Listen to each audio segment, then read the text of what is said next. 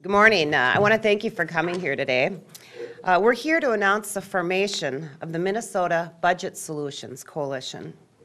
Minnesota Budget Solutions is a group of nonprofit organizations who've joined together to advocate for responsible restructuring of the state budget to solve the pending deficit problem. Now, our members include the National Federation of Independent Businesses, Minnesota Majority, the Taxpayers League of Minnesota, the Minnesota Free Market Institute, the Minnesota Family Council, the Campaign for Liberty, the Freedom Foundation of Minnesota, and associated builders and contractors. Our goal is to seek and propose common sense solutions to balance the state budget. Now, Minnesota and our nation are in the middle of an ever-deepening recession. We've seen our home equity wiped out, our children's college savings accounts diminished, and our retirement accounts sometimes cut in half. Folks are losing their jobs, and Minnesota's families are tightening their belts and drastically cutting discretionary spending. The state has a budget deficit because its citizens and its companies are making less money and therefore paying less taxes. Now is not the time to attempt to increase expenses on our already suffering families through raising their taxes. Through crisis comes opportunity, and this is a time to rethink how and what services are provided by government.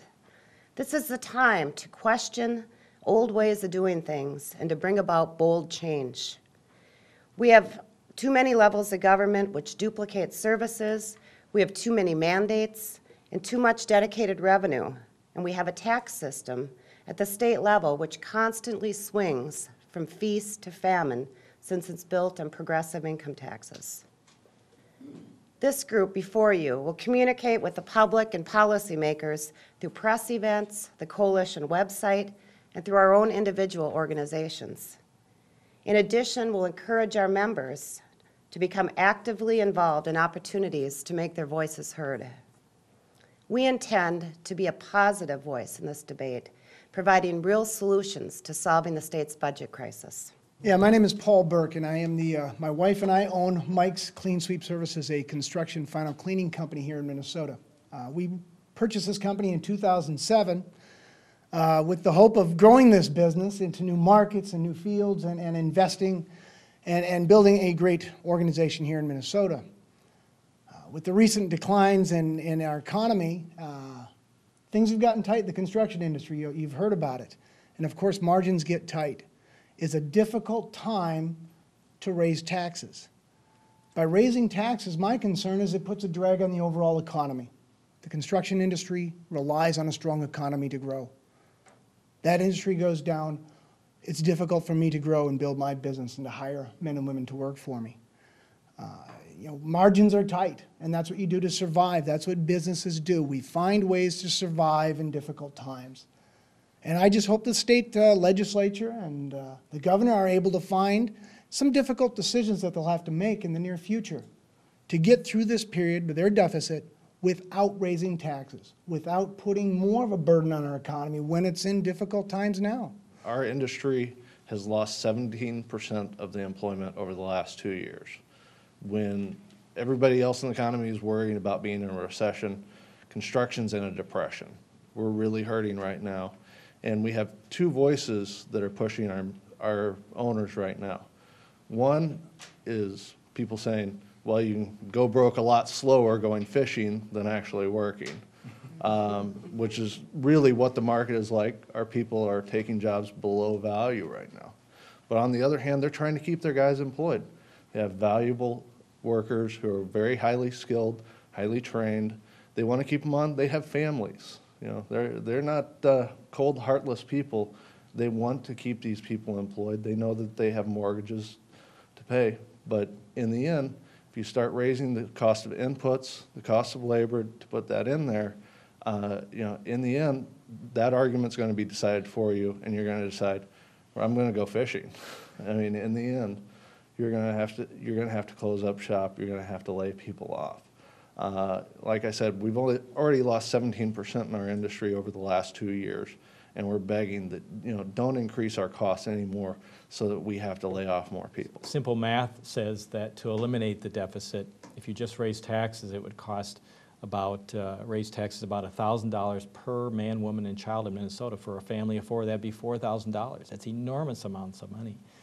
And yet the problem isn't just for this biennium, but then it would repeat the second biennium as well. So we feel that the government really needs to look at how it's doing business and how it's doing things, and look for ways, see this as an opportunity to really change the way it does things. And so we just think it's important not to be raising taxes now on families in Minnesota, because it's just going to put additional financial stress on them, and frankly, that's one of the big factors in the dissolution and breakup of families is financial stress. So we just think it's wise not to go that route, to realize we have tough decisions and we're going to have to work together, but we believe the answer is not to raise taxes. Good morning. My name is Natasha Simeon.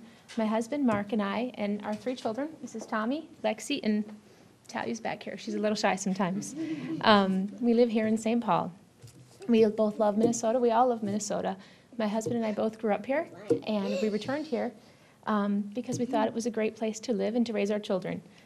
My husband works full-time on as grounds maintenance, and he is thankful for the job that he has. He wanted to be here right now, but he couldn't leave work, so that's why he's not here, but I'm here to speak for him and our family. I work from home on our property maintenance and repair company. I take care of the administrative duties for the property, or for the company, and Mark does work for our company in the evenings and on days off, and I do paperwork in the evening, in the morning, and when I can sneak away, and I go on the jobs that I can do. Sometimes it's a place that's empty. I just go in the night and work through the night and just have to be home before Mark gets up and has to go to work.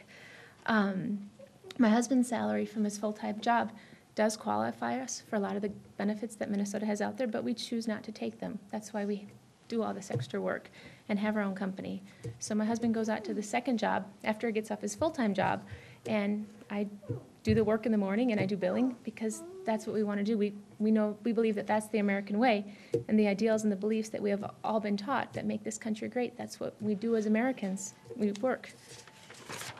The state taxes on small family businesses are confusing and high enough. I do the paperwork, and it's hard to figure out.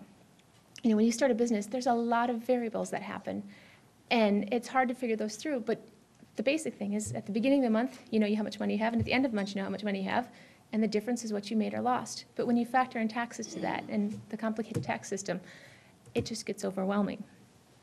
And what I think is, if the taxes do go higher and get more complicated, as for families and for businesses, I can truly say that I don't know what our incentive is to continue working so hard. Why run yourself ragged just to be punished by having the money that you earn working so hard be taken away from you? Or drive yourself crazy trying to comply with all the paperwork and logistics that's created by the various laws, and then sit back and hope you did it right, because not only have you just put your money out, you just sit there and you, as a small business owner, you sit there and go, boy, I hope I did it right, because I really don't want to have to be audited and have to face that nightmare. In these tough times, we're all working harder, and we don't need the government to make life more difficult for us. I know that's not the intent of the state laws. I know the state's trying to help, but it is the effect that these taxes have on Minnesota families. If Minnesota raises taxes to solve the budget deficit, that's going to make life even tougher for families like ours. And we're all just trying to be Minnesotans and enjoy Minnesota and live life and love our families. I think that's what we all want. Thank you. But if you take a look at grafting CPI against increases in state spending over the last 10 years on a biennial basis, this is unsustainable.